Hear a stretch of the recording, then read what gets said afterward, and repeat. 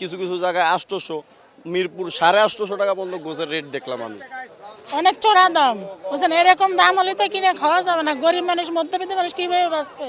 সবাই তো খেতে মন চায় না, সবাই তো খেতে মন চায়। ছোট লোক, ছোট মানুষের মন চায়, বড় মানুষের মন চায়, গরিবের মন চায়, মধ্যবিত্ত মানুষের মন চায়। কিন্তু এত দাম হলে কিভাবে খাবো আমরা বাবা? আমাদের খাওয়ার কোনো পরিবেশ নেই, আমাদের শুধু হাহাকার থাকবে এইটাই, তাই ছাড়া আর কোনো কিছু নেই। যারা আসলে কাঁচা বাজার বিক্রয় করে তারা বলছে যে আসলে মাংসের বাজার খুব সস্তা যাচ্ছে। হ্যাঁ সস্তা, 780 টাকা মাংস কি সস্তা? 780 টাকা মাংস কি সস্তা? কোন যে সস্তা?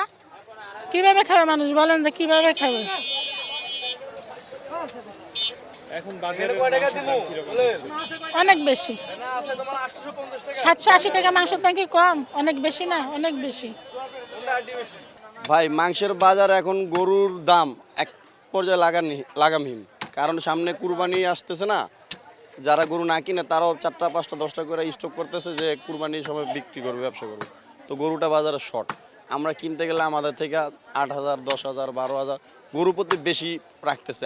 3 মাস আগে যে দামটা ছিল এখন গরু প্রতি 12-13,000 টাকা বেশি রাখতেছে। তো এই এফেক্টটা গিয়ে আপনার গোছের ভিতরে পড়ে ভাই। তা বললে আমরা যেই জায়গায় 700, 750 টাকা কেজি গোছ বেচতাম সেই জায়গায় এখন 780, কিছু কিছু জায়গায় 800, মিরপুর 850 টাকা পর্যন্ত গোছের রেট দেখলাম আমি। আমাদের বাসাও এখানে। তো ভাই আমরা একটাই আবেদন করি, যেই দেখার এটা দেখুক গরুর দামগুলো কিভাবে কমে আসে, গোছের দামটা কিভাবে কমানো যায়। আমাদের বাংলাদেশে এই গরুর চাহিদাটা বেশি। যদি গরুর গোছের দাম কমানো যায়, মনে করেন সবাই সন্তুষ্ট, দোকানদারও সন্তুষ্ট, ক্রেতাও সন্তুষ্ট।